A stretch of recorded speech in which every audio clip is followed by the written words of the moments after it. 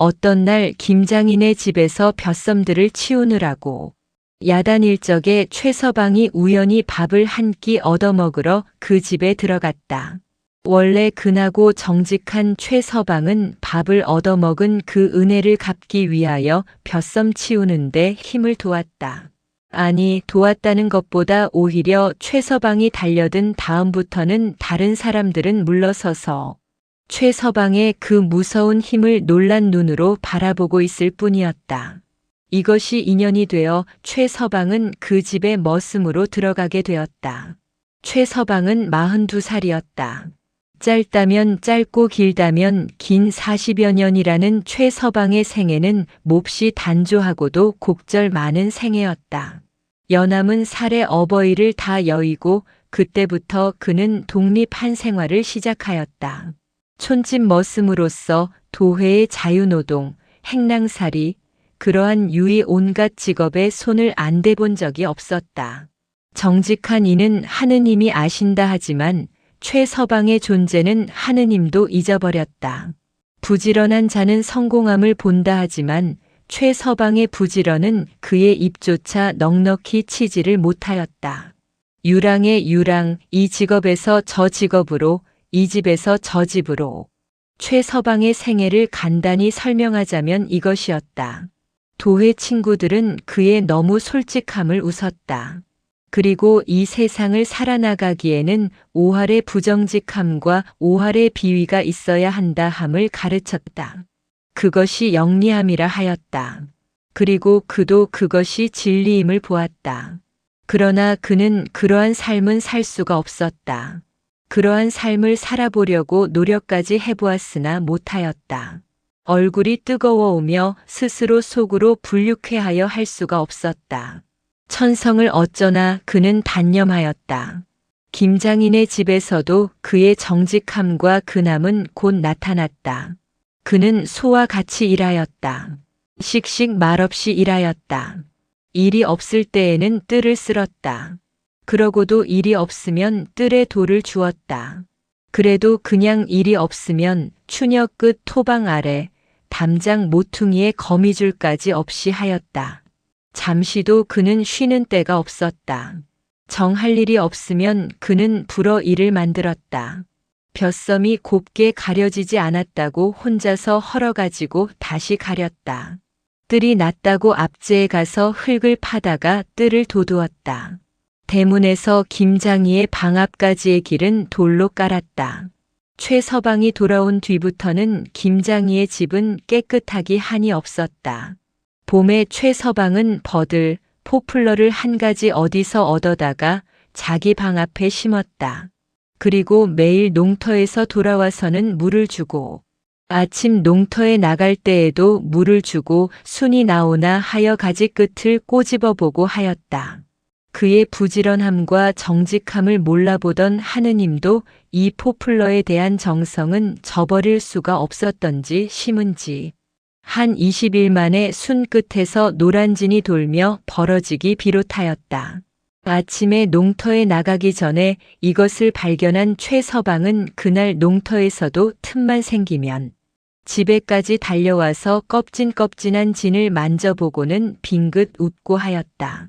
아, 소유권이라 하는 것은 과연 기쁜 것이었다. 이전 도회에서 노동을 할 때에 지게라는 것을 소유해 본 일이 있고 그 다음에는 이 버드나무가 너른 천하의 최서방의 유일한 소유물이었다. 순이 벌어진 다음부터 포플러는 눈에 보이게 컸다. 처음에는 최서방의 키보다 조금 더 크던 것이 늦은 봄에는 지붕마루만 하였다. 여름에는 지붕 위에서 쑥 더 올라갔다. 여름 나무 그림자에 멍석을 펴놓고 누워서 그 포플러에서 죄죄거리는 참새. 새끼들을 바라보면서 혼자서 기뻐하는 양은 다른 사람들도 하여금 웃음을 금하지 못하게 하였다. 최서방은 버드나무를 끔찍이 귀해하였다. 다른 작인들이 모르고 그 나무에 지게라도 기대어 놓으면 최서방은 큰 변이 났다고 그 지게를 다른 데 옮겨놓고 하였다. 잎 하나가 떨어지는 것을 아꼈다. 40이 넘도록 여인이라는 것을 가까이 해보지 못한 최서방은 자기의 가지고 있는 온 사랑을 그 버드나무에 바쳤다.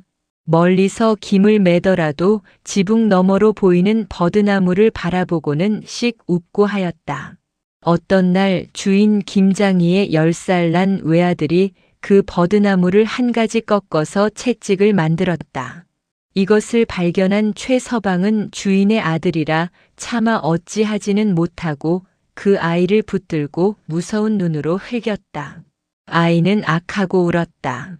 김장이도 그것을 보았다. 그러나 오히려 자기 아들을 꾸짖었다. 가을이 되었다. 낙엽이 시작되었다. 한 잎 두 잎씩 떨어질 때에 최서방은 그 잎을 모으기까지 하였다. 그러나 낙엽이 차차 많아지면서는 일일이 모을 수도 없었던지 나날이 성기어가는 나무를 바라보고는 적적한 얼굴을 하고 하였다. 어떤 날 김장이가 최서방을 불렀다. 임자, 이 국화꽃 임자 내 방에 갖다 놓게. 버드나무보다 낫지. 최서방은 애써 주인이 가꾸던 국화 화분 하나를 자기 방에 내갔다. 그러나 버드나무의 낙엽 때문에 생긴 그의 마음의 외로움은 조금이라도 사라질 리가 없었다. 봄에 가서 그는 때때로 혼자서 중얼거리면서 인젠 샛노란 잎이 가지 끝에만 두세씩 달린 버드나무를 쳐다보고 하였다. 이듬해 봄이 되었다. 나무 끝에는 또 노란 진이 돌기 시작하였다. 동시에 최서방의 얼굴에도 나날이 화기가 돌기 시작하였다. 순이 펴지면서 잎이 피는 동시에 그 버드나무는 새끼까지 쳤다. 땅이 이곳저곳 터지면서 새끼 버드나무도 너덧게 나왔다. 이 기이한 현상을 물끄러미 들여다보다가 최서방은 그 일을 알리러 주인한테 갔다. 주인에게는 손이 서너 사람 와 있었는데 그 일을 최서방이 알리니까 주인은 할 뿐 그다지 기이히 여기지 않았다. 그리고 손들을 돌아보며 이 사람이 마음이 아라사뻐들같이 직하니깐 그 버드나무를 좋아하거든 하고 웃었다. 최서방은 물러나왔다. 그러나 마음은 춤출 듯이 기뻤다. 자기는 마음이 곧아서 오직 한 줄기로 벗는 아라사뻐들을 좋아했거니 하고는 혼자 벙글벙글하였다. 그 다음부터는 그것을 내 버드나무라 하였다. 새끼 버드나무가 한 뼘씩이나 자랐다. 위연히 서 있는 큰 나무 아래 새끼 나무가 너덧게 둘러있는 것은 마치 제왕과 신하와 같았다. 혹은 어버이와 자식과 같았다. 어떤 날 그 새끼 버드나무의 곁에 돋아나는 잔풀을 뽑고 있을 때 김장이가 나오다가 그것을 보고 섰다. 최서방도 손을 멈추고 일어섰다. 잠깐 우두커니 서 있던 주인은 입을 열었다. 임자도 장가를 들어서 저런 새끼들을 보아야 하지 않나. 최서방은 얼굴이 벌개지며 씩 웃었다. 임자 장가 가고 싶지 않나? 갈래면 내 주선해 주마. 뭐? 할 뿐 최서방은 너무 부끄러워서 그 자리에 웅크리고 다시 풀을 뽑기 시작하였다. 그날 밤 최서방은 흥분되었다. 40년 동안을 숨어있던 성욕이 한꺼번에 터져 올랐다. 살진 엉덩이, 두드러진 저통, 탄력, 기다란 머리털. 최서방은 혼자서 흥분되어 숨을 씩씩거리며 이런 생각을 하다가 몸을 떨면서 그 자리에 쓰러졌다. 이튿날 머리가 아픈 것을 참고 일어나서 최서방은 주인에게 인사를 갔다. 그리고 어제 이야기하던 일의 뒤끝이 또 나오기를 기다렸다. 그러나 주인에게서는 거기 대하여는 아무 말도 없었다. 그 뒤 최서방은 여러 번 주인에게 책은 비슷이 해보았다. 버드나무 새끼가 한자나 됐지요. 하여도 보았다. 자꾸 새끼를 더 치거든요. 하여도 보았다. 마지막에는 버드나무는 애민에 없어도 새끼를 낳거든요.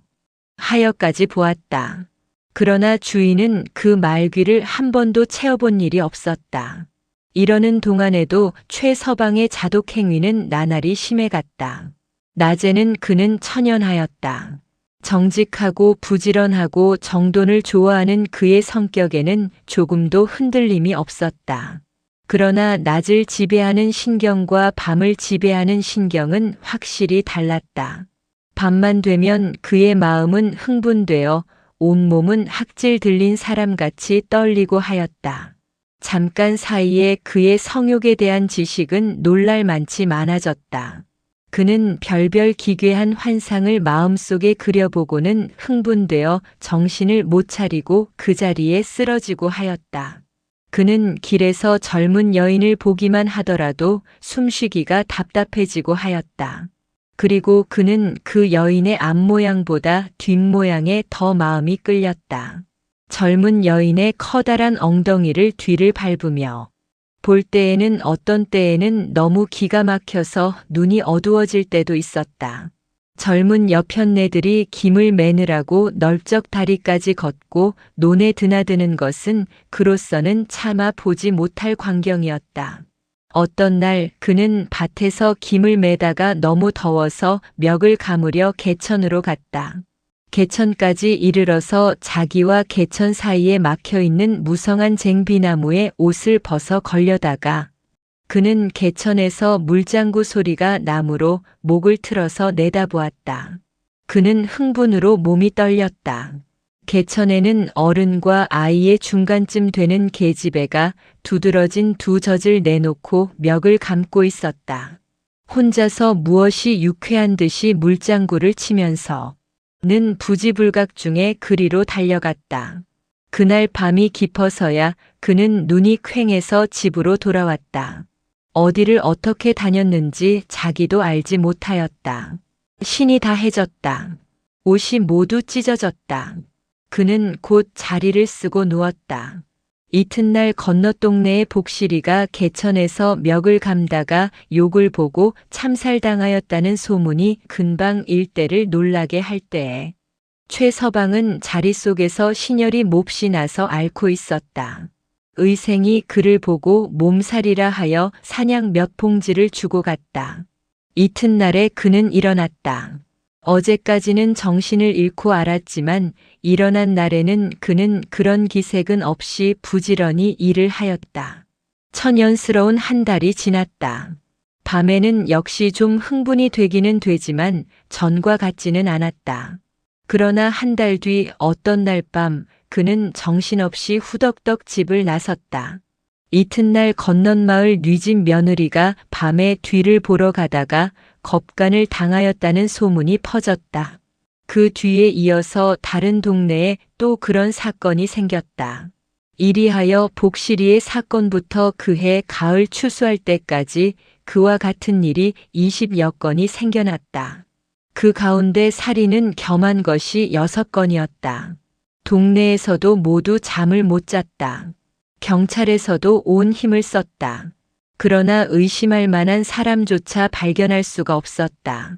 다만 밝은 때에 생긴 일에는 피해자가 모두 참살까지 당한 것을 보면 그 근방에 모두 얼굴을 아는 자라는 짐작은 같지만 누구라고 의심할 만한 사람은 없었다. 최서방의 생활은 여전하였다. 그런 궤변이 있을 이튿날마다 머리가 아프고 불육회하기가 짝이 없으나 생활 상태에는 변화가 없었다. 후에 어젯밤의 몽롱한 기억이 이튿날 소문으로써 자기 귀에 들어올 때마다 가슴이 선뜻 내려앉으며 혼자서 혀라도 깨물고 죽고 싶은 생각이 끝이 없지만 밤이 되면 몽유병자와 같이 정신없이 일어나서 새로운 피해자를 구하러 나가고 하였다. 그러나 경계하는 동네 사람들도 최서방만은 의심하지 않았다. 직하고 부지런하고 천치스러운 최서방이 그런 일을 하리라고는 뜻도 하는 사람이 없었다. 김장인의 최서방은 그 근방 일대에서는 정직함으로 소문난 사람이었다. 그러나 그의 정직함을 상주지 않고 그의 부지런함에 응답하지 않은 하느님도 그의 죄만은 결코 용서하지를 않았다. 그에게 일찍 한 마누라를 주어서 죄를 미전에 방지하지는 못하였을 망정 이미 지은 죄는 그대로 내버려두는 하느님이 아니었다.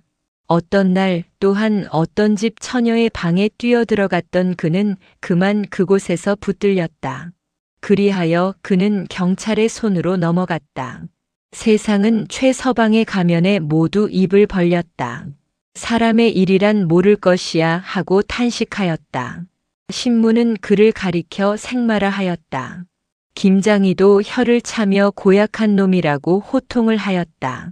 그리고 누구 한 사람 그의 과거 40년의 정직하고 부지런하고 천진스러운 삶에 대하여 한마디의 칭찬조차 하는 사람이 없었으며 그에게 일찍 한 마누라를 주어서 그로 하여금 그런 광포성을 발휘할 기회를 없이 하지 않음을 후회하는 사람이 없었다.